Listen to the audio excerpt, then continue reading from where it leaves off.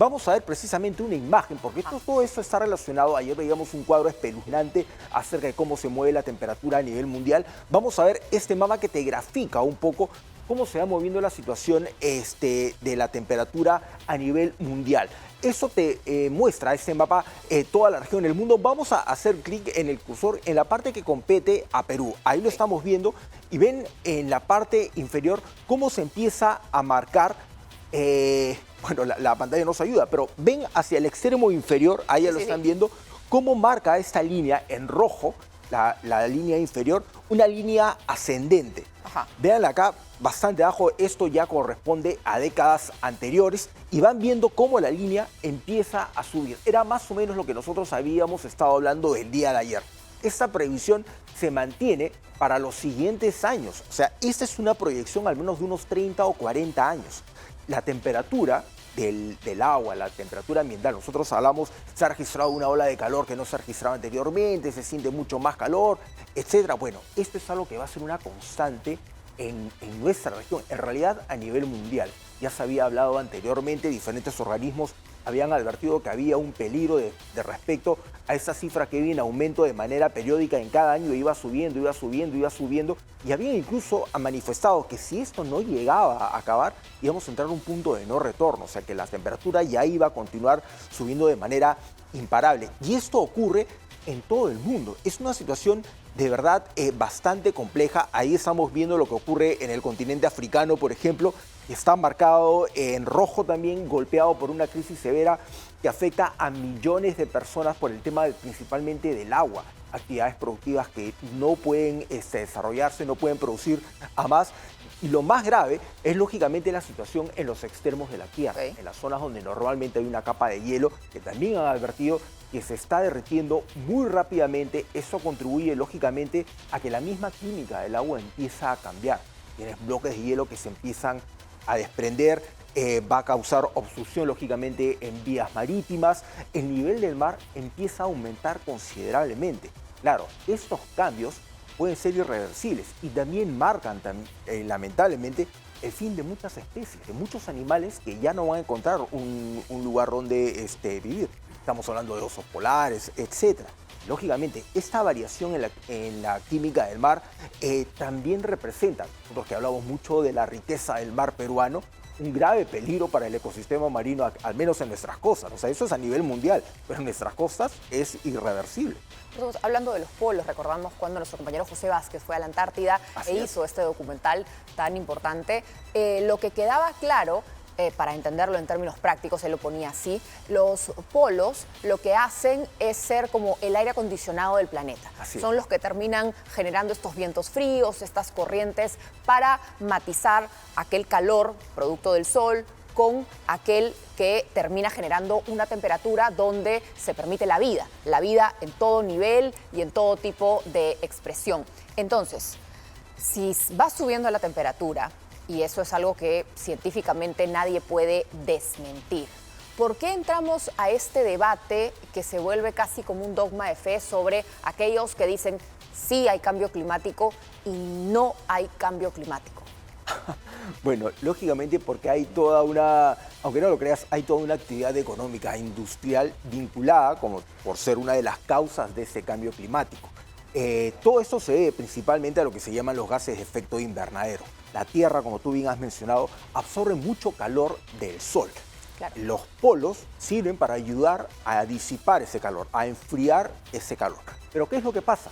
Cuando empiezas a quemar mucha cantidad de residuos, combustibles, fósiles, etcétera, empiezas a formar una capa de gas alrededor de la atmósfera de la Tierra. Esta capa de gas va a impedir que salga ese calor.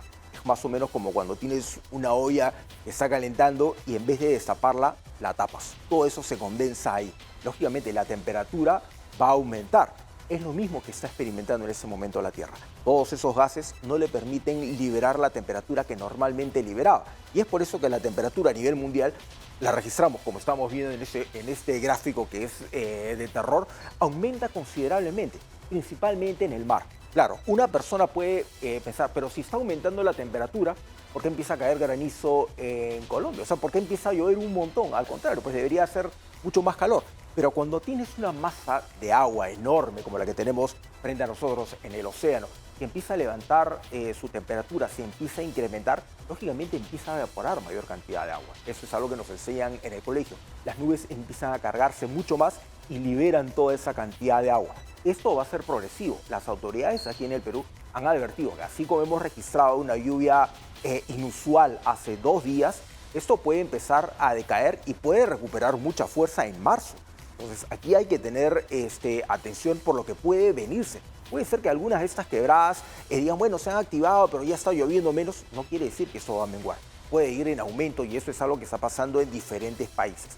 Precisamente, a nivel mundial, la temperatura ha subido de forma imparable. Vamos a ver una imagen que grafica precisamente ese aumento sostenido en los últimos 100 años. Vean con atención, este es un gráfico y va mostrando cómo se ha ido moviendo la temperatura de la Tierra a medida que va pasando el tiempo. Ahí vamos viendo cerca del año 1957, 58, 59, esto va aumentando a medida que va aumentando también la capacidad productiva, la industrialización.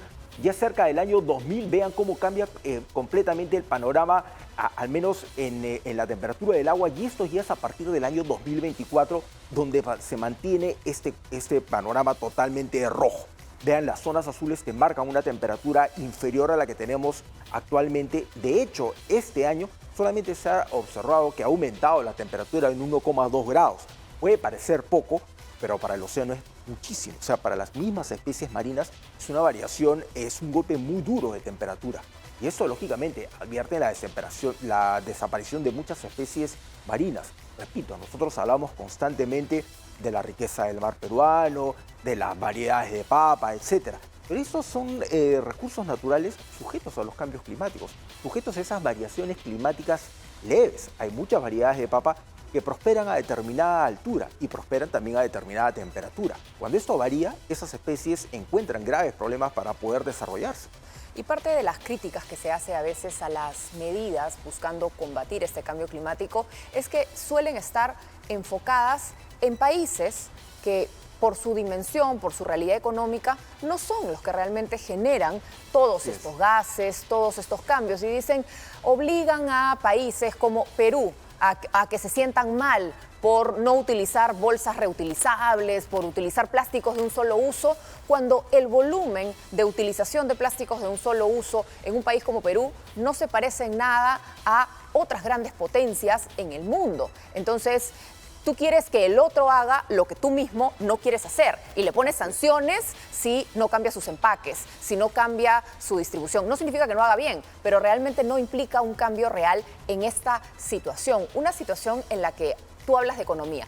Hay aquellas economías que hacer un cambio les reportaría pérdidas. Así es. Pero también la economía se ve afectada por este cambio, porque en todo lo que se refiere a la pesca, que genera millones en el mundo, a todo lo que se refiere a la agricultura, a la agroexportación, que también mueve millones, todo aquello también se ve impactado justamente por el cambio climático. Así es, ahí es donde entras en una especie de círculo que no tiene cuándo parar. Tú bien has señalado, aquí se han implementado muchas actividades de reciclaje, por ejemplo, pero terminan utilizando más recursos, o sea, terminas consumiendo más energía para poder reciclar que la que necesitarías para producir una materia desde cero. Es un tema bastante complejo, es muy difícil. Obviamente un país que tiene 34 millones de habitantes como el nuestro va a generar menor cantidad de residuos que un país que tiene más de 1.000 millones de habitantes o que tiene una capacidad industrial superior. Estoy hablando de países como India, como Estados Unidos, por ejemplo, como China tal vez. Pero hay gobiernos, en el caso de China, que están implementando medidas justamente para combatir la contaminación y las implementan de manera muy eficaz y bastante rápido. Sin embargo, en países más pequeños como el nuestro, estas medidas pasan desapercibidas o simplemente no se aplican. Aquí se desperdicia una gran cantidad de agua, por ejemplo. Hay países europeos, por ejemplo, que ellos tienen medidas muy estrictas para no desperdiciar el agua. Obviamente, el agua es mucho más costosa que aquí. No, por supuesto, aquí el agua se desperdicia de una manera tremenda en aquellos lugares donde está el privilegio de acceder al agua potable de una manera rápida, pero la realidad es que ni siquiera abastecemos de agua a todo el país. Son millones de personas las que solo en el Perú no tienen acceso al agua de manera constante o que pagan unos precios increíbles por el litro de agua. Pero igual entramos al mismo problema, la incapacidad que tenemos para que esto realmente sea algo donde encuentres que todos estén de acuerdo en que este es un problema. Porque yo creo que el principal... El consenso es lo más difícil. Claro, ese consenso al no existir, mientras para algunos esto solo sea ciencia ficción, es un poco complicado avanzar. Así es, lamentablemente es cierto. Pero mientras esto está pasando